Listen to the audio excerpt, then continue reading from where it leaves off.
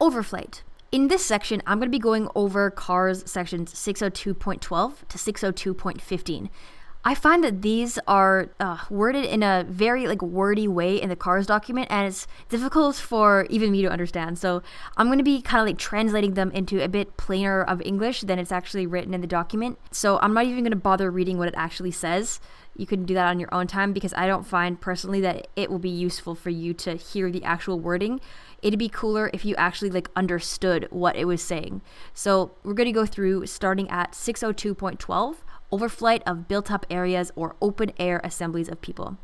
So when they say built-up areas or open-air assemblies of people, they basically mean big cities or places where there's going to be lots of people crowded together. So for all intents and purposes, it means cities. You're considered to be flying in that built-up area, so in that city, if you're within 2,000 feet horizontally of that built-up area in a fixed-wing aircraft. If you're in a helicopter or balloon, it's 500 feet horizontally, but I'm not going to really touch on that because this is for fixed-wing aviation. So again, you're considered to be over that open-air assembly people, over that built-up area, if you're within 2,000 feet horizontally from the built-up area. So if you're flying by a city and you're 1,500 feet horizontally away from it, then you're considered to be flying in that built-up area.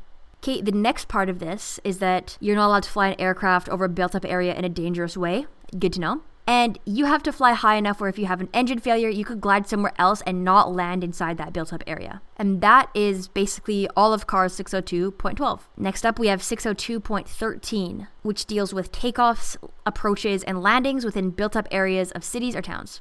So in plain English, this rule basically means you can't land or take off anywhere inside a built-up area unless it's an airport. Okay, that's the first whole half of this CAR. So the second half is you're allowed to take off or land technically anywhere if the intention of your takeoff is to save somebody's life or if it's part of a police operation, as long as you don't create a hazard for other people or property. Okay, so you can't take off or land inside a city unless you're a police, surprise, surprise, or if you're trying to save somebody's life, as long as you don't create a hazard for other people. Next up, we have minimum altitudes and distances, CARS 602.14. In plain English, this one means if you're flying over a built-up area, you have to stay 1,000 feet above the highest obstacle within 2,000 feet of that obstacle. Okay, so I'm going to give you a bit of a visual aid to help you picture this. So picture a skyscraper, okay? There's going to be a tuna can shaped air above it, centered on it. That is the center of the circle, and within a 2,000 foot radius all around it for up to 1,000 feet, you're not allowed to fly in that area. So technically there's a tuna can shaped space of air above the tallest building in every city that you're not allowed to go in. It's going to be 1,000 feet tall and it's going to have a radius of 2,000 feet, so total of 4,000 feet centered on that obstacle. If you want a better visual, you could just look up a diagram, but the key numbers that you've got to remember are 1,000 feet above the highest obstacle with a 2,000 foot radius horizontally. So the next part of this law is that if it's not a built-up area, so just a random field or something, you only have to stay 500 feet above the highest obstacle. Okay, next up we have permissible low altitude flight, 602.15. This one basically means that you're allowed to fly lower than heights specified in the previous rule for the purposes of, again, police stuff, saving lives, air ambulances or firefighting, admin stuff for provincial parks, and inspecting. If it's not a built-up area, so again, a field or something, you can fly lower for aerial inspection, aerial photography, helicopter, external load operations, I do not know what that means, and flight training under the supervision of a flight instructor. So most of this stuff is common sense stuff. The only numbers you have to remember here are you're considered in a built-up area if you're within 2,000 feet of that built-up area.